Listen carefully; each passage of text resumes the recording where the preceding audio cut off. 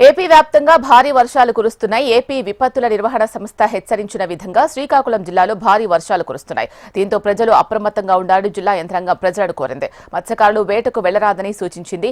వర్షాల నేపథ్యంలో జిల్లాలోని పాఠశాలలకు సెలవు ప్రకటించారు. ప్రాణ ఆస్తి నష్టం జరగకుండా ముందస్తు జాగ్రత్తలు తీసుకోవాలని ఆయా మండల అధికారులకు జిల్లా కలెక్టర్ ఆదేశాలు జారీ చేశారు. ఈ నేపథ్యంలో వర్షాలపై మరింత తాజా సమాచారం మా ప్రతినిధి వరప్రసాద్ అందిస్తారు.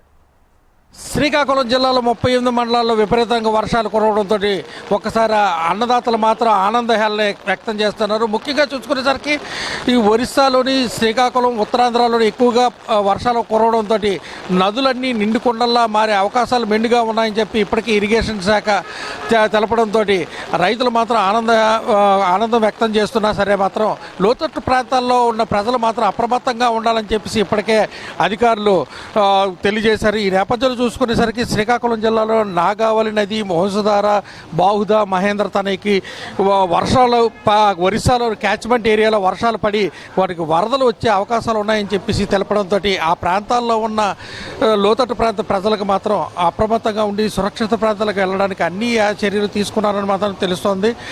అదేవిధంగా ఈ వర్షాల వల్ల ఎవరికైనా సరే గాయాలు కానీ ఇటువంటి ఇది కానీ జరిగితే మాత్రం వాళ్ళకి వైద్యం అందించడానికి అన్ని ఏర్పాట్లు చేయడానికి వైద్య శాఖ కూడా అప్రమత్తంగా ఉన్నదని మాత్రం చెప్పారు. వైద్య శాఖ కూడా గాలులు 30 నుంచి 40 కిలోమీటర్ల వేగంతో వీచే అవకాశాలు ఉన్నాయి. విద్యుత్ తీగలు కూడా తెగిపడిపోయే అవకాశాలు ఉన్నందున ప్రజలు ఎవరు విద్యుత్ తీగలు పడిపోయినా సరే, ఏ స్తంభం ఒరిగినా సరే ఆ ప్రాంతంలోనే ఉన్న లైన్ మ్యాన్ కానీ ఇతరత్ర వాళ్ళకి తెలిపితే మేము వెంటనే ఆ ప్రాంతానికి వెళ్ళి అక్కడ ఉన్న వాటిని తొలగించే ఏర్పాట్లు చేస్తామని చెప్పి చెప్తున్నారు. ఇప్పటికీ వరకు గత 2 రోజుల నుంచి కురుస్తున్న వర్షాల వల్ల మాత్రం శ్రీకాకుళం నగరంలోని, శ్రీకాకుళం జిల్లాలోని పలు లోతట్టు ప్రాంతాల ప్రజలు మాత్రం ఇబ్బందుల పాలైతే అవుతున్నారు. కానీ ఎండల నుంచి ఉపశమనం పొందినా సరే ఈ వర్షాల వల్ల మాత్రం కొంచెం చల్లదనం మాత్రం అనుభవిస్తున్నారు మాత్రం చెప్పచ్చు.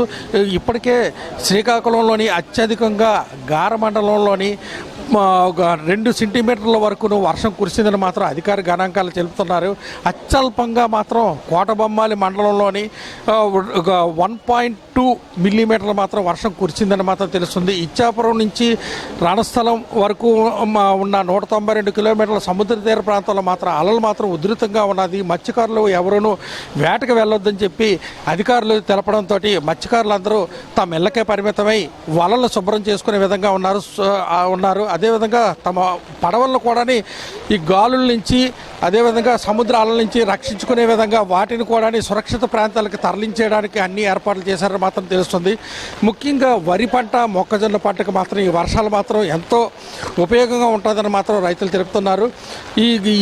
ఈ ఖరీఫ్ సీజన్లోని దగ్గర 5 లక్షల ఎకరాల వరకును వరి పంట వేశారు. అలాగే 75 ఎకరాల్లోని మొక్కజొన్న పంటను వేశారు. ఈ పంటలకు మాత్రం ఇది మాత్రం ఒక అద్భుతం అని చెప్పేసి రైతులు తెలుపుతున్నారు. కానీ ఈ వర్షాలు ఇక్కడతో ఆగి కొంచెం ఒక 2 రోజులు 3 రోజులు గ్యాప్ ఇస్తే బాగుంటుందని చెప్పి చెప్తున్నారు. ఏదేమైనప్పటికీ మాత్రం ఈ అల్పపీడనం రేపు సాయంత్రం కానీ ఎల్లుండికి కానీ తీరం దాటే అవకాశాలు ఉన్నాయి. అది కూడా ఉత్తరాంధ్ర నుండి దక్షిణ ఒరిస్సా మధ్య తీర ప్రాంతంలో వర్షం, ఈ తుఫాను తీరం దాటే అవకాశాలు ఉన్నాయని తెలపడంతో మాత్రం మరింత భారీ నుంచి అతి భారీ వర్షాలు కూడా కురిసే అవకాశాలు ఉన్నదని మాత్రాన జిల్లా యంత్రాంగం ఇప్పటికే కంట్రోల్ రూమ్లు ప్రతి మండలంలో ఏర్పాటు చేసి ప్రజలను సురక్షిత ప్రాంతాలకు తరలి వెళ్లాలని మాత్రం తెలుపుతున్నారు.